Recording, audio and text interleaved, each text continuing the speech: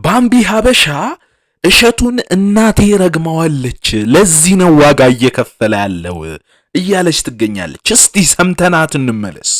እኔ ምንም ብዬ አረገምኩትም እናቴ ግን ቤተክርስቲያን ብስራተ ገብርኤል ሄዳ ለገብርኤል ቃል የገባችበት ነገር አለ። ቀጥታ ነው ብስራተ ገብርኤል ሄዳ በጣም በቃ አልቅሳ ጸልያበታለች። እዚህ ሰውዬ ላይ ጸልያበታለች። እኔ ያንተ ልጅ አይደለሁም፣ እኔ የኔ መልአክ አይደለህም ብላ ነው የጸለየችበት። ስለዚህ እንግዲህ እንደሰማችሁት ነው። ያው ሰው ያስቀመጠው ነው የሚያገኘው ይባላል። ግን ያው የእሸቱ ቢያሳዝነኝም እሸቱ በጣም ብዙ መልካም ስራዎች ቢሰራም በባምቢ ጉዳይ ግን ተሳስቷል ብዬ አምናለሁ። ምክንያቱም እዛ ጋር ሰው ላይ መፍረድ አስፈላጊ አይደለም። ከቤተ ክርስቲያን አራቃት ይችል ልጅ ብዙ ነገሮች ተናገረ።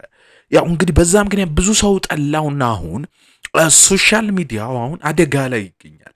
አደጋ ላይ ከመገኘቱ ጋር ተያይዞ ብዙዎች እየወቀሱት ይገኛሉ። ከፊሉ ደግሞ እያዘኑለት እየደገፉት ይገኛሉ። ያውና አዘን ላይ ከባድ ነገር ላይ ነው የሚገኘው እሸቱ በዚህ ሰዓት ቻናሉ አደጋ ውስጥ በመሆኑ ምክንያት ብዙ ሰራተኞቹን እያባረረ ነው የሚገኘውና ይሄ በጣም ከብዶታል በዚህ ጉዳይ እና ይቅርታም ሲጠይቅ በከፊሉ የምናየው ይሆናል። እስቲ እንመልከተው።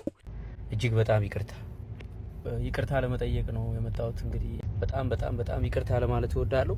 ከዚህ በፊትም እንደዚሁ ገጥሞኛል ኢትዮጵያ ውስጥ አንድ ነገር፣ አሁንም ያ ነገር ነው ዛሬ የተከሰተው እና እጅግ በጣም ይቅርታ። ኮሜዲያን እሸቱ ይቅርታ ጠይቋል። በሰሞኑ እንግዲህ ባምቢ ሀበሻ ላይ በሰጠው አስተያየት ምክንያት በርካታ ሀሳቦች ሲሰነዘርበት የቆየው ኮሜዲያን እሸቱም የይቅርታ ቪዲዮ ዩቲዩብ ላይ ለቋል። ከዚህ በኋላ ወደ ኋላ አልመለስም በማለት የተናገረ ሲሆን ኖርማል ያልሆኑ ነገሮችን ኖርማል አይደለም እያለን እንቀጥላለንም ብሏል። ይቅር በጣም አሪፍ ነገር ነው፣ መልካም ነገር ነው። ከረፈደ ሆነ እርግማን ከተረገመ ሰው ከጠላ በኋላ ሆነ ቀደም ቢል የተሻለ ይሆን ነበረ። ያው በርግጥ በየትኛውም ሰዓት ቢሆን ይቅርታ መጠየቅ በጣም መልካምና የተባረከ የተቀደሰ ተግባር ነው። ነገር ግን ቀደም ቢል አያችሁ ወደ ርግማን አይሄድም፣ ወደ መጠላት አይሄድም ነበረ። ሚዲያውንም የማዳኑ ተስፋ ከፊል ነበረ። አሁን ግን ረፈደ። ግን ቢረፍድም ያው በጊዜ እንዲሆን በመመኘታችን እንጂ ቢረፍድም ይቅርታ መጠየቁ መልካም ነገር ነው እያልኩ ያለሁት። ባምቢ ባህሪዋ ምናምን ሁሉ መልካም ነው ምናምን አይደለም። ግን ሰው ላይ መጥቶ መፍረድ አያችሁ ከቤተ ክርስቲያን የማራቅ አይነት ነገር ነው። እዛ ኑ ብለው እጃቸውን ከፍተው ይቀበሏታል። ከዛ እዛ ትሄዳለች ባምቢ። እንደዚህ ብዙ ሰዎች ከቤተ ክርስቲያን የወጡበት ሁኔታ አለ። ሰው ሲፈርድባቸው፣ ሰው ሲሰድባቸው፣ ምን ሲላቸው እንትን ሲላቸው ምናምን የሚወጡበት ሁኔታ አለ።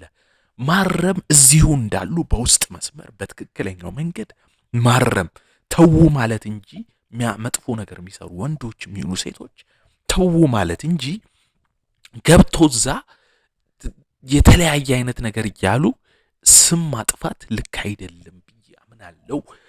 በዛ መልኩ ነው እኔ ነገሩን የማየውና ያው መጸጸቱ ይቅርታ መጠየቁ ግን ለወደፊቱም ቢሆን የተሻለ ያደርግለታል ብዬ አምናለሁ። ቀደም ቢል ግን የተሻለ ይሆንለት ነበረ ማለት ነው። እንደዛ ነው ማስበው። 31 ሰራተኞችን ላባረር ነው ስል ቢያንስ እንዴት አይዞ አትሉኝም? ይህ የኮሜዲያን እሸቱ ልብ የሚሰብር ንግግር ነው። አይዞ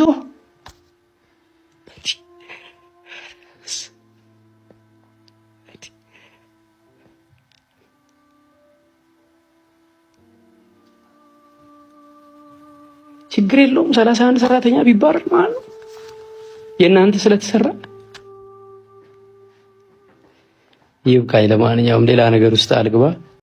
አይዞህማ እንልሃለን እንዴ። አይዞህ በርታ፣ ጀገን በል፣ ጠንከር በል። ስንቱን አልፈ ነው እዚህ የደረስከው ገብቶሃል። አይዞህ በርታ በል። ከምሬ ነው የምላችሁ። አይዞህ እንለዋለን ከልባችን ማለት ነው። ብዙ ነገር አልፏል፣ ብዙ መከራ አልፏል ምናምን እና ሰራተኛ ማባረር አይደለም ሰራተኛ ሳይኖርህ ለራስህ እንኳን መሆን ያቃተ ጊዜ ነበር። እንኳን ለሰዎች ታሪክን ስታጋራ ነበር ከዚህ በፊት ብዙ ጊዜ ተመልክተናልና አይዞ በርታ በል፣ ጀገን በል። ብዙ ነገር አልፈሃልና እዚህ ጋር ስደርስ አይደለም ሰራተኛ ማባረር ሰው ትልቅ 31 ሰራተኛ አይደለም 31,000 ሰራተኛ ሊያባረር ይችላል ሰውና ብዙ ነገር ሊገጥመው ይችላል። ሁሉም በራሱ ችግር ውስጥ ነው ያለው። ያው ታቋለ መቼም ያለበት ሁኔታ የታወቀ ነውና በራሱ ችግር ውስጥ ከመሆኑ ጋር ተያይዞ ያንተን ችግር ላይ መለከት ይችላል። ያንተ ሰራተኛ ማባረር አይደለም 31 ሰው የሚሞትበት ሰው አለና ብዙ ነገሮች ሚያይ ሰው አለ መከራ ውስጥና ከሰው መጠበቅ ከባድ ነው በአሁን ጊዜና አይዞ ለማለት ግን አለን ይሄው አይዞ እንላለን። እኛንም አይዞን ብዙ ነገሮች ፊታችን ይጠብቀናልና በደም መበርታት ያስፈልገናል እና አይዞ ትነሳለህ አይደለም ከዚህ ከታች ከባዶ ከምንም ውስጥ ተነስተ እዚህ ጋር ደርሰሃልና አትጨነቅ። ግን በሌላ ጊዜ አሁንኛ ምክራችንን አይዞ ከማለት ጎን ለጎን ደግሞ ያለንን አስተያየት መታረም ያለብንም ነገሮች ስንናገር ልትቀበል ይገባል ብዬ ያስባለሁ። የምትቀጥረውንም ምንህንም ደግሞ አመጣጥነ ከስራ አንፃር ከአቅም አንፃር ነው እንጂ ዝም ብለህ እንትን ማለትም አስፈላጊ ነው ብዬ አላምንም። እኔ በበኩሌ ማለት መንጥነ በአቅም አንፃር ነው መንቀሳቀስ ያለብህ። የትኛውም ሰው ከአቅሙ አንፃር እንጂ ከአቅሙ በላይ እንትን ማለት አይጠበቅበትም። አቅም ሲደርስ ግን የፈለግከውን ያህል መቅጠር ትችላለህና አቅም ሳይደርስ ከባድ ነውና ነገሮች ከባድ ስለሆኑ ነው በዚህ ሁኔታ ውስጥ እንግዲህ በርታ በል ጀገን በል ለማለት እንወዳለን። እናመሰግናለን ማለት ነው። አንተ ሰው አክባሪ ነው፣ ሁሉንም ሰው ታከብራለህ። አንተ ደግ ነህ፣ ማንም ሰው ላይገባ ያውቃል። አንተ ደግነትን ማንም ባያውቅልህም እግዚአብሔር ግን ይቆጥራል። በጣም እንወዳለን። አንተ ልክ እንደሌላው ሰው ብቻ ሳትሆን አንተ የተለየ ነህ። እግዚአብሔር ዝም ብሎ አንተን አይተውህም። አንተን ከዚህ በላይ ከፍ ነው የሚያደርግህ። በልይ ትናፍቀኛለህ። አንተ እንደዚህ አይነት ችግር ውስጥ ከማየት አልፈልግም። አለመለ እግዚአብሔር ከላይ ሆኖ ይመልከት ነው ብለው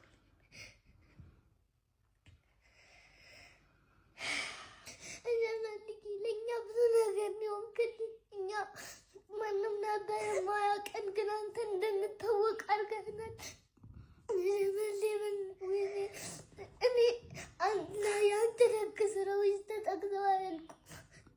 እንደ ለእኛ ብቻ ሳይሆን ለሁሉም ሰው ጥሩ ሰው ሆነህ ነበረ። ሁላችንንም አክብረህ ትንሽ ትልቅ ሳትል ሁሉንም ሰው ረድተሃል። መሌ በጣም እንወድሃለን። አንተ ለኢትዮጵያ የተሰጠ መከታ አጋዥ ጸጋዋ ነህ። መሌ እኛ ከጎንህ ነን። በጣም እንወድሃለን። ተባረክልን መሌ።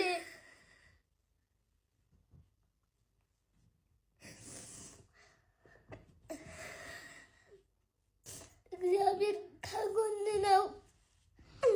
እግዚአብሔር ከጎን ነው። ይህንን እንዳትረሳ። እግዚአብሔር መቼም አይተውህም።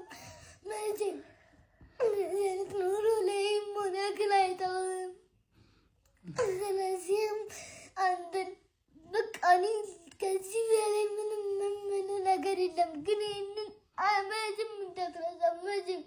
መቼም እንዳትረሳ። እግዚአብሔር ውስጥን እንጂ ውጪ ነህ። አንተ በጣም ደግ ሰው ነህ። በልብህ ንጹህ ነህ። እሱ ይህንን ነው የሚመለከተው።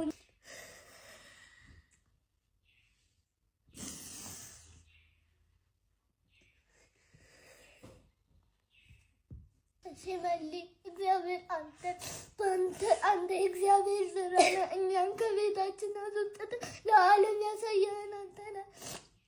እግዚአብሔር በአንተ ተጠቅሞ ብዙ ስራዎችን ሰርቷል።